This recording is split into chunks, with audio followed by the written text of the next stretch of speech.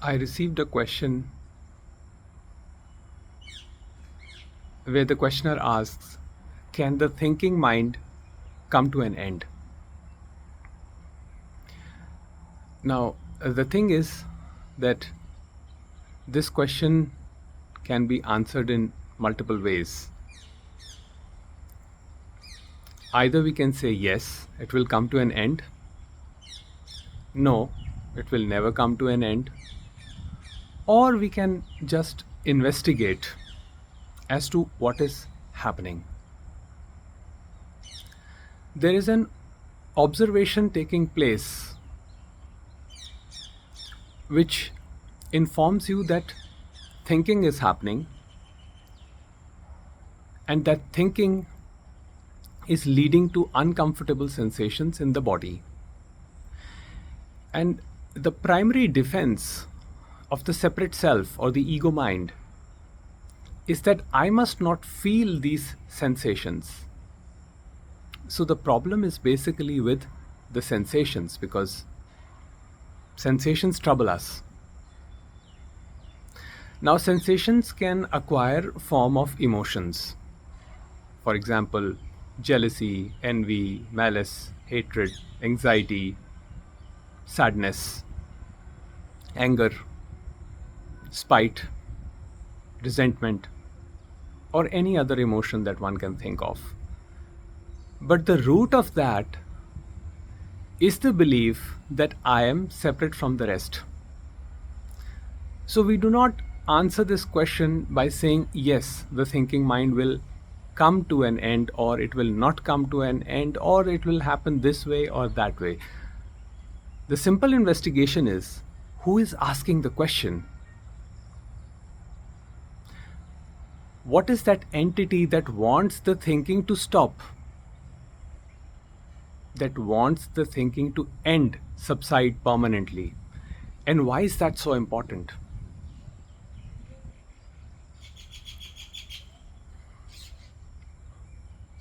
You see, our bodies have been designed in such a way that thoughts will always arise. And Ramesh Balsekar said that what thought arises in the next given moment, nobody has any control over that. Nobody can change it, manipulate it, alter it. All one can do is accept the given thought in a moment. And sometimes that acceptance include one not being able to accept the situation at hand. Let's say there is some problem at my home with my loved ones. Now, acceptance of life includes one not being happy with the situation, but at the same time, one does not try to manipulate or change the situation or people. You can certainly inform them, you can tell them that this is how I feel, and based on my experience, this is something that you can consider. But beyond that, nothing is ever in your control. But the separate self thrives on control. It wants to control the outcome. Therefore, it asks the question, can I shut down the thinking function? Now, let me define what thinking here means. I'm not talking about the thinking that you use for building bridges or work, doing creative work. That is not what thinking means here. Thinking here means strongly attached to an outcome. I want to change my mind because I feel that my mind overthinks. I want to change my relationships because I think I am not good at my relationships. There is no harmony in my relationships. I want to change my financial situation because I am unemployed. I don't know what to do. I don't have a clear path. And therefore, I must acquire something so that I become bigger, stronger. All of this stem from the limited entity, which is the separate self, feeling weak, helpless, that it is not able to control anything. So, asking whether the thinking mind can come to an end is a ploy of the same thinking mind to shut down itself. But try to see this loop. Thinking mind is trying to shut down itself using the thinking. How on earth is that ever going to happen? But what if, let's give this a possibility. What if I simply allow the observation to happen? Just bare sensing of everything that arises in a given moment, without putting any label, without putting any content from the past.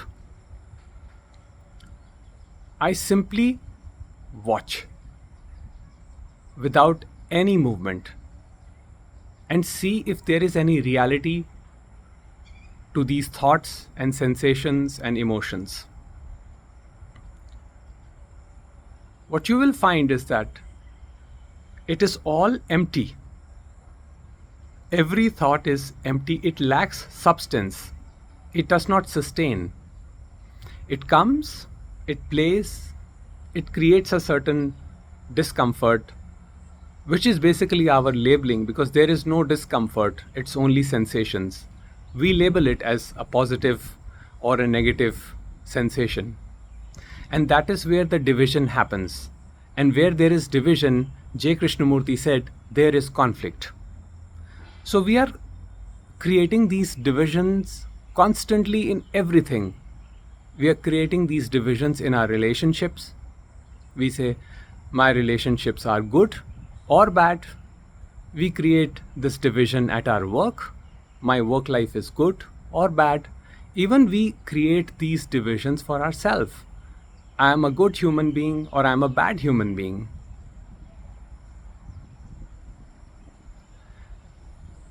Note the word human being. The word being itself conveys everything. But we are so identified with doing, and doing is division. Good, bad, virtue, vice.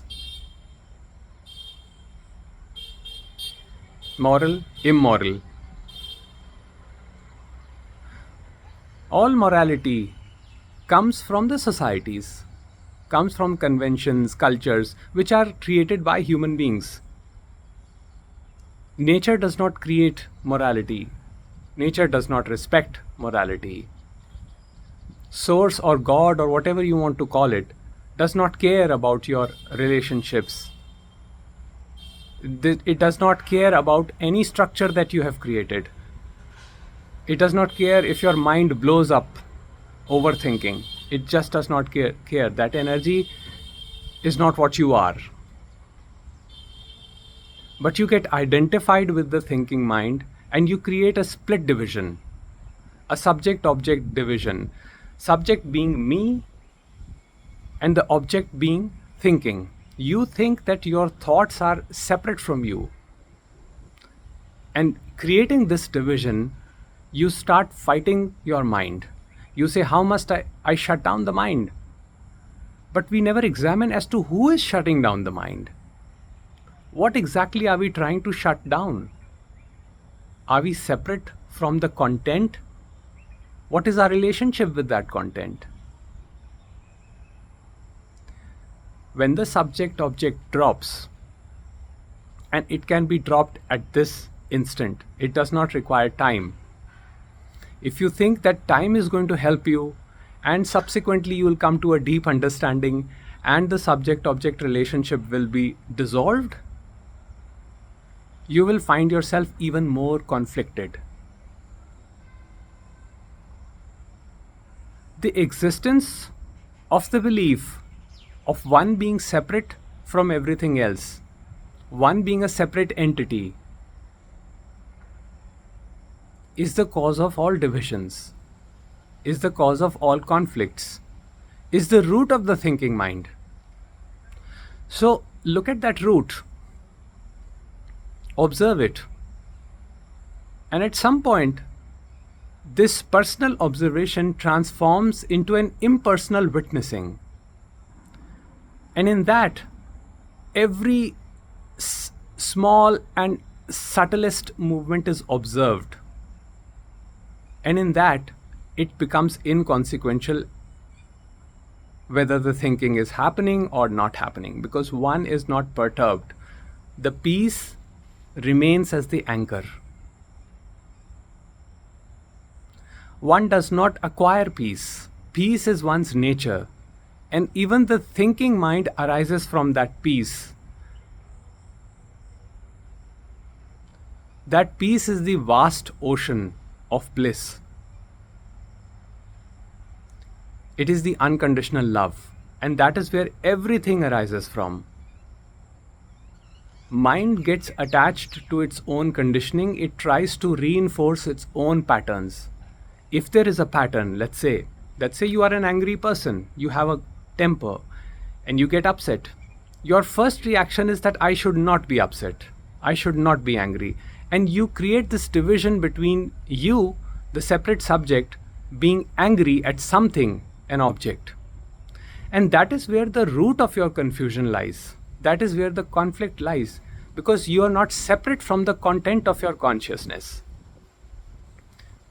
There is no separation between you and your anger. You are the anger. You are the jealousy. You are the hatred. You are the malice and resentment. Everything that you experience is you. There is only experiencing. There is no separate experiencer. Therefore, there is only thinking. There is no separate thinker of any thought. Do some vichara on this. Ironic, right? That I'm telling you to do some vichara. But yes, sometimes that happens. Vichara means thinking. Contemplate it. Contemplation doesn't happen through the thinking mind. Contemplation is just pure observation. Notice the movement of your mind. Notice how it is creating this division, and how this division is leading to conflict, chaos in your life. Once the division ends, everything is simply a happening, and it is not happening to any separate entity. It is just one seamless whole completeness. So just investigate into the nature of the thinker and see what happens.